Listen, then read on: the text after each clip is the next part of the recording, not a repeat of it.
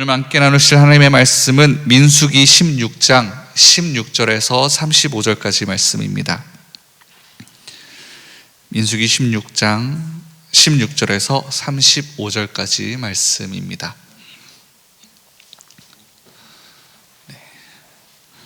찾으셨으면 우리 함께 한 목소리로 읽겠습니다.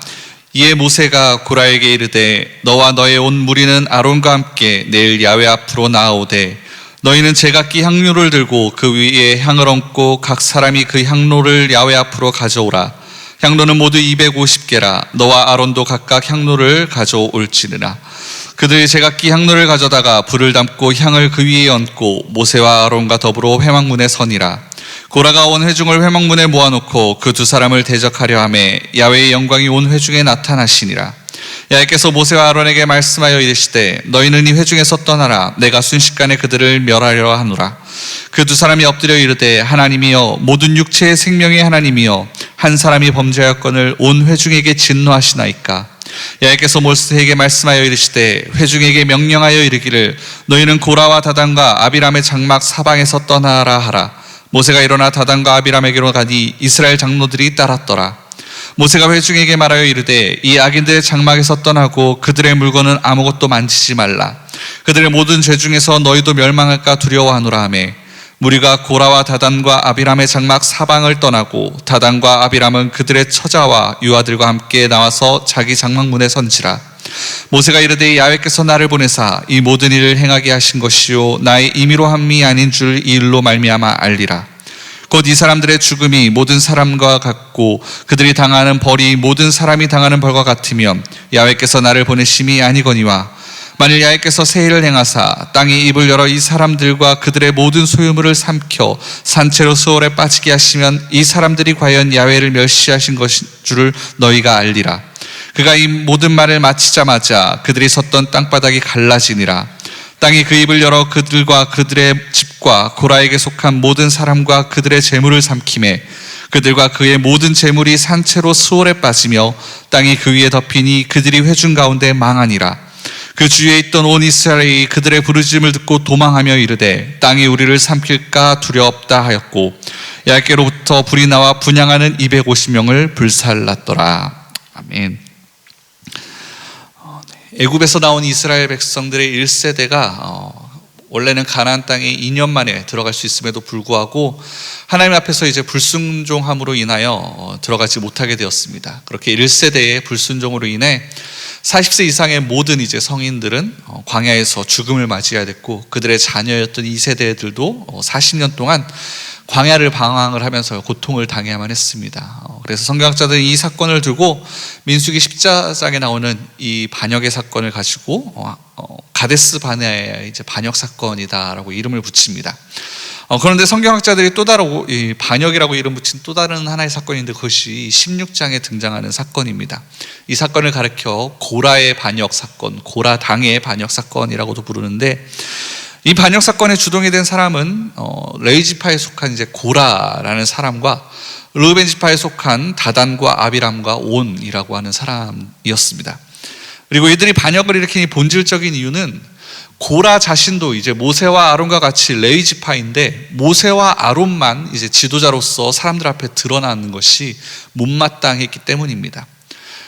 르우벤 지파에 속한 다른 사람들 역시 자신들이 원래 장자 지파인데 권력 구조에서 자신들이 소외되는 것 때문에 그것 때문에 못마땅함으로 인해서 그 반역에 이제 가담을 하게 됩니다. 즉 이들의 이면 속에는 이 모세와 아론을 향한 시기와 질투가 있었고 이 백성들 가운데 드러나지 못한다라고 하는 그런 마음 가운데 권력에 대한 어떤 욕망이 그들의 중심 가운데 가득히 차 있었습니다.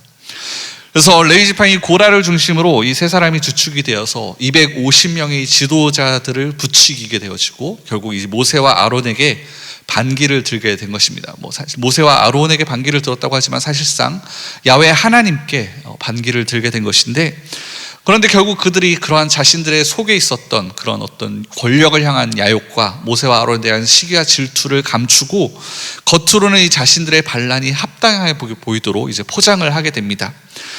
오늘 본문은 아니지만 이제 3절에 보시게 되면 제가 읽어드리겠습니다. 그들이 모여서 모세와 아론을 거슬러 그들에게 이르되 너희의 분수가 진압보다 회중이 각각 다 거룩하고 야훼께서도 그들 중에 계시거늘 너희가 어찌하여 야훼 총회 앞에 스스로를 높이느냐라고 얘기를 합니다.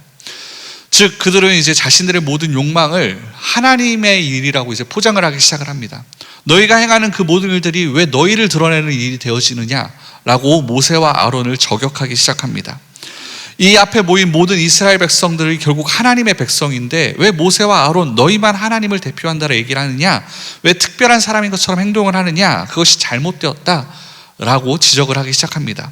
그러면서 또 13절과 14절에 보면은 너희가 우리를 지금 이 젖과 꿀이 흐르는 땅으로 인도해내지 못하는 이 모든 것들이 너희가 왕이 되려고 함이 아니냐, 우리가 젖과 꿀이 흐르는 그 땅으로 들어가지 못하는 것들이 다 너희의 탓이다 라고 지금 고라의 반역의 이유는 이 모세가 자신들이 가나안 땅에 들어가지 못하도록 막고 있다라는 것입니다. 다시 광야로 돌아가서 이스라엘 백성들을 고생시킨 이 모든 것들이 모세 너의 지도력 때문이다, 잘못된 일 때문이다 라고 얘기하면서 모세 너가 지금 독단적으로 이스라엘이 민족의 지도자가 되려고 하는 그 모든 욕심 때문에 이 일이 발생했다 라고 말을 하기 시작을 합니다. 그래서 얼핏 들으면 이 모든 말이 그럴 때 보이고 맞는 말처럼 보입니다. 사실 이 고라가 얼마나 유창한 사람이었는지, 조목조목 말을 잘하는지 이 말을 들은 많은 사람들이 그 말에 빠져들 정도였습니다. 그래서 이 고라를 중심으로 유능한 지도자들 250명이 모였다라고 하는 것을 보면은 고라가 그만큼 언변이 뛰어났던 사람이고 어떤 일을 함에 뛰어난 인정을 받고 있었던 사람인 것으로 보여집니다. 유능한 사람이었다라는 것이죠. 그런데 문제는 무엇이냐면은 하나님께서는 우리 인간들과 같지 않으십니다. 하나님은 우리 인간들은 겉모습을 보고 뭔가 화려함을 볼 때 마음이 빼앗기기 쉽지만 하나님은 사람의 중심을 보십니다. 그 사람의 마음과 그 중심을 살피시는 분이 하나님이십니다. 그래서 고라를 비롯해서 그를 따르는 사람들의 그 주장을 겉모습으로 보기에는, 인간의 눈으로 보기에는 어느 정도 맞는 것도 같고 일리가 있는 것처럼 보이지만 하나님께서는 그들의 마음의 중심을 감찰하시면서 그들이 가지고 있는 잘못된 동기와 욕심들을 주님께서는 아셨다라는 것입니다. 그래서 모세는, 그 하나님의 마음을 깨달은 모세는 자기를 대적하는 이 고라 무리를 향해서 5절에서 이렇게 얘기를 합니다. 고라와 그의 무리에게 말하여 이르되 아침에 야훼께서 자기의 속한 자가 누구인지 거룩한 자가 누구인지를 보이시고 그 사람을 자기에게 가까이 나오게 하실 것이다. 그가 택한 사람이 누구인지 하나님께서 나타낼 것이다 라고 모세가 말씀을 합니다. 그래서 다음날 아침에 하나님의 성막 앞에 모여서 누가 하나님께서 택한 사람인지, 누가 하나님께서 일을 맡기신 사람인지를, 모세가 그러한지 고라 너가 그러한지를 우리가 한번 살펴보자, 하나님 앞에 누가 더 합당한 모습인지를 알아보자 라고 얘기를 합니다. 그러면서 얘기하기를 고라를 향해서 하나님 앞에 너희가 분향할 향로를 가져오라 라고 얘기를 합니다. 여기서 이제 향로는 하나님 앞에 이제 제사를 지낼 때 사용되었던 도구입니다. 이 당시 제사를 지내는 것은 하나님께서 택하신 사람들, 특별히 모세와 아론과 제사장들에게만 주어진 임무였습니다. 제사장들까지만 할 수 있는 일이었습니다. 그러니 이 향로를 가지고 하나님 앞에서 제사를 지냄을 통해서 하나님께서 누구의 제사를 받으시는지, 그것을 통해 택하신 사람이 누구인지를 우리가 함께 따져보자라고 모세가 얘기한 것입니다. 근데 사실 이 모든 것들은 사실 모세가 고라의 무리들에게 회개할 기회를 주었던 것입니다. 우선은 이 하루라고 하는 시간을 주어서 그들이 잘못을 뉘우칠 수 있는, 깨달을 수 있는 시간을 주었습니다. 당장 하나님께서 이 모든 백성들 앞에서 그들을 결판내시고 심판하실 수도 있으셨지만 다음날 아침에 하나님께로 나올 수 있는 그 시간을 정한 것은 그들로 하여금 너희들이 행한 일이 합당한지를 한번 돌아보라 라고 하는 시간을 주는 것으로 볼 수 있습니다. 그리고 또한 특별히 고라 자손들이 맡은 직분을 상기시켜주면서 회개할 기회를 또 한 번 주었다라는 것입니다. 9절에 보면은 아까도 말씀드렸다시피 너희들이 이 모든 일들을 행함 가운데, 너희들이 맡고 있는 이 모든 일들이 회중 앞에서 그들 하나님 앞에 나아가는 그 모든 일들이 너희가 그것이 맡은 것들이 작은 일이 아니다라고 이제 모세가 얘기를 합니다. 무슨 얘기냐면은 고라는 레위 지파 중에서도 고핫 자손에게 속한 사람이었습니다. 고핫 자손은 성막 안에서 언약궤와 분향단 등 이 성물을 관리하고 나르는 임무를 맡은 사람들이었습니다. 레위 지파 안에서 속한 다른 이제 자손들보다 하나님을 더욱더 어찌 보면 가까이 섬기는 귀한 직분을 맡은 사람들이 바로 이 고핫 자손들이었고, 이것이 고라가 맡은 임무였습니다. 그러니까 사실 지금 모세가 이 향로에 대해서 얘기하는 것은 무엇이냐면은 고라가 맡은 임무가 결코 작은 일이 아니다라는 것을 상기시켜 주는 일입니다. 너희가 하나님 앞에서 맡은 이 일이 굉장히 중요한 일이다라는 것을 상기시켜 주는 일입니다. 그러면서 회개를 촉구하는 모습이라는 것이죠. 여러분, 하나님 앞에서 우리가 맡은 일에는 크고 작음이 없습니다. 모세와 아론이 백성들 가운데 드러나기 때문에 그것이 큰 일이고, 레위 지파는 성막 안에서 이루어지는 일이기 때문에 드러나지 않기 때문에 작은 일이다, 그러한 것이 아니다라는 것입니다. 각자 하나님께서 맡겨주신 자리에서 성심성의껏 그 일을 감당하면은 그것이 하나님이 보시기에 가장 아름다운 일이고 가장 귀중한 일이다라는 것입니다. 오늘날 우리 교회도 마찬가지입니다. 저처럼 이렇게 앞에서 말씀을 전한다고 해서 드러난다고 해서 제가 하는 일이 하나님 앞에 큰 일이라는 것이 아닙니다. 예수님을 머리로 하는 교회에 속한 모든가 하나님의 일꾼이고, 그 모든 분들이 행하시는 모든 일들이 다 하나님 앞에서 귀중한 일이고 선한 일이고 주님이 뜻하신 귀한 일이라는 것이죠. 우리 모든 한 사람 한 사람이 하나님 앞에서 귀한 일꾼이고, 그렇게 예배위원으로서 섬기든 각자의 처소에서 봉사하든 그 모든 일들이 하나님 앞에서 다 귀한 일이라는 것입니다. 서로가 감당하는 직분과 소명의 자리가 조금씩 다를 뿐이지, 하나님이 맡겨주신 일이라면 여러분 다 귀하고 소중한 일이라는 것입니다. 그래서 하나님이 맡겨주신 그 자리에서 하나님의 뜻대로 우리가 하루하루 살아간다라면, 성심성의껏 그 사명의 자리에서 최선을 다하고 그 일을 감당한다라면, 하나님은 그 모든 일들을 귀히 여기시고 큰일로 여겨주시고 아름답고 존귀한 사명자라고 주님께서 여겨주신다라는 것입니다. 그런데 오늘 본문에서 고라를 비롯해 그를 따르는 그 모든 무리들은 하나님이 맡겨주신 그 소명의 자리를 못마땅하게 여겼습니다. 자신들이 맡은 자리는 드러나지 않기 때문에 낮은 자리이고, 모세의 자리는 사람들 앞에서 그렇게 얘기하고 그들을 이끄는 일이기 때문에 높은 자리라고 여기면서 그 일에 대해서 욕심을 부리기 시작을 했습니다.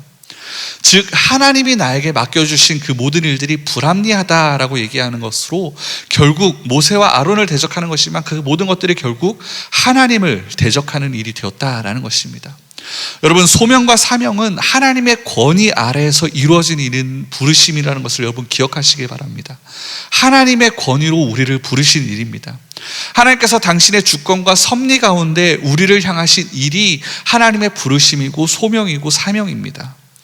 물론 하나님은 전지전능하시고 사랑과 은혜의 하나님이시기 때문에 그 하나님께서 맡겨주신 우리의 사명은 나에게 가장 합당한 일이 되어지고 내가 가장 잘할 수 있는 일이고 내가 가장 빛날 수 있는 일이 하나님이 우리에게 주어주신 일입니다. 나에게 가장 유익이 되는 일이 하나님이 우리에게 주신 사명입니다.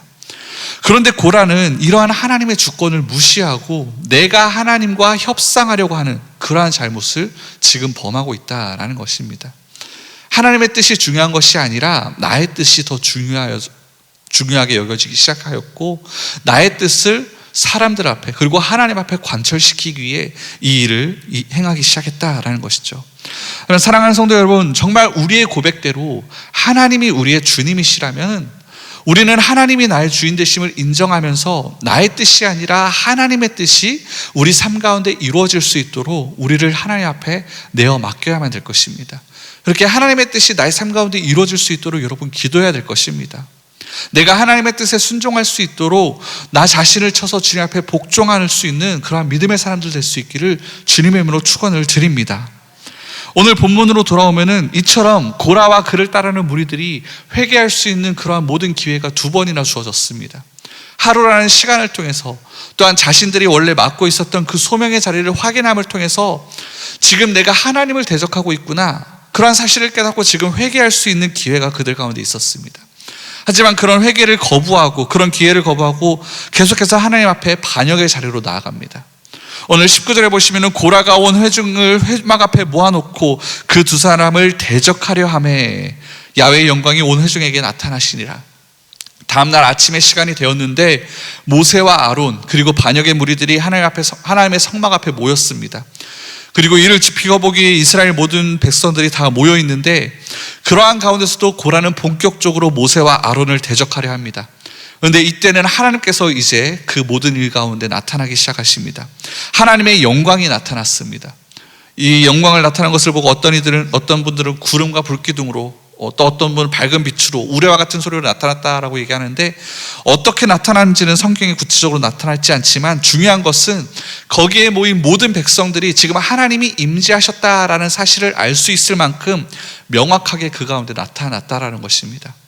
그래서 23절과 24절에 보면은 야훼께서 모세에게 말씀하시어 이르시되 회중에게 명령하여 이르기를 너희는 고라와 다단과 아비람의 장막 사방에서 떠나라. 하나님의 영광이 나타나자 하나님께서 고라와 그에게 속한 모든 무리들을 벌하시려고 하십니다. 그러기 위해 고라와 그에게 속한 사람들을 따로 떨어지게 구별해내십니다. 여기까지만 보아도 고라의 반역에 대한 하나님의 진노가 얼마나 큰지를, 무섭고 심각한지를 우리가 알 수 있습니다. 그럼에도 불구하고 고라와 거기에 속한 사람들이 자신들의 잘못을 뉘우치고 회개하려는 모습을 보여주지 않습니다.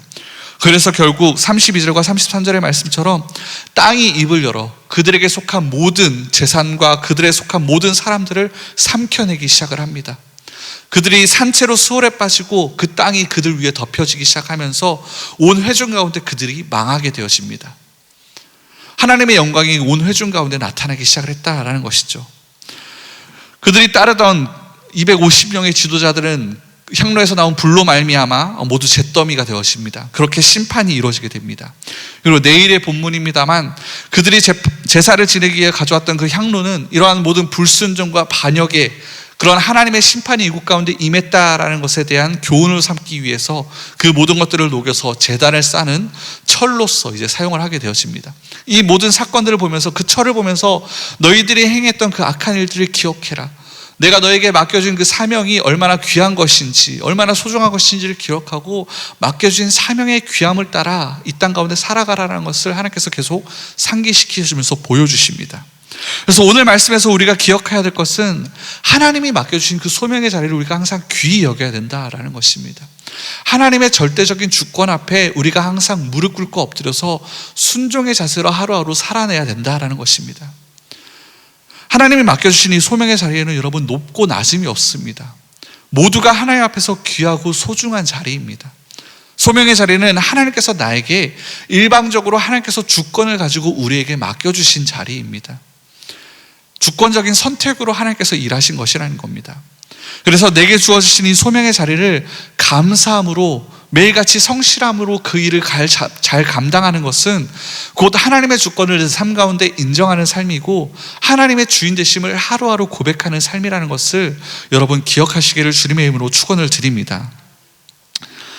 혹여나 우리가 오늘 고라의 모습처럼 그러하지 못했던 모습들이 우리 가운데 있다면 여러분 정직하게 하나님 앞에 나가서 회개하시길 바랍니다. 하나님께서 우리의 모든 허다한 허물을 덮어주시고 용서하실 줄 믿습니다.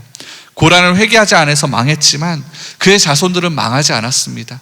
그들 모두 하나님 앞에서 귀하게 쓰임받는 하나님의 일꾼이 되어졌음을 이후의 이야기에서 우리가 볼 수 있습니다.